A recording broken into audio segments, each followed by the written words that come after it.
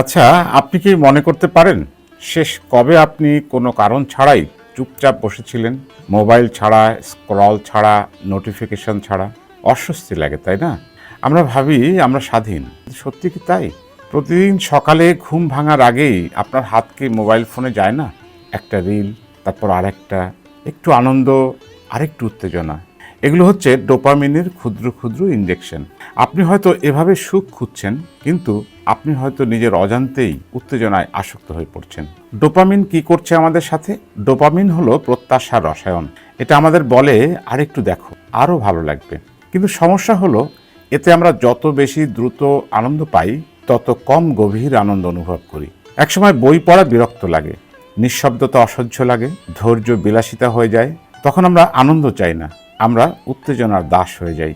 অ্যাপিকিউরিয়ানিজম মতবাদের প্রতিষ্ঠাতা এবং একজন প্রাচীন গ্রিক দার্শনিক অ্যাপিকিউরাস, যিনি সুখ ও মানসিক প্রশান্তিকে জীবনের প্রধান লক্ষ্য হিসেবে গণ্য করতেন, তিনি বলেন, সুখ মানে অতিরিক্ত ভোগ নয়, বরং অপ্রয়োজনীয় চাহিদা কমিয়ে ফেলা। অথচ আমরা কি করছি?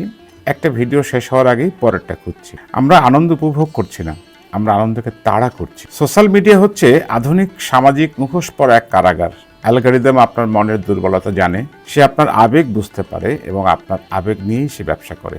কারণ আবেগ মানেই বেশি সময়, আর বেশি সময় মানেই বেশি মুনাফা। বর্তমান সময়ে আমরা সোশ্যাল মিডিয়াকে উপেক্ষা করতে পারবো না, এটা সত্য। তবে গুরুত্বপূর্ণ প্রশ্ন হলো, আপনি সোশ্যাল মিডিয়া ব্যবহার করছেন নাকি সোশ্যাল মিডিয়া আপনাকে ব্যবহার করছে? ক্ষণস্থায়ী সুখ বনাম অর্থপূর্ণ জীবন, ক্ষণস্থায়ী আনন্দ সহজ, গভীর তৃপ্তি কঠিন। রিলস সহজ, বই কঠিন। নোটিফিকেশন সহজ, কিন্তু নিজের সাথে বসা কঠিন। যে মানুষ নিজের মনকে নিয়ন্ত্রণ করতে পারে না, সে কি সত্যি স্বাধীন? আপনি কি আনন্দ উপভোগ করছেন নাকি আনন্দ আপনাকে নিয়ন্ত্রণ করছে?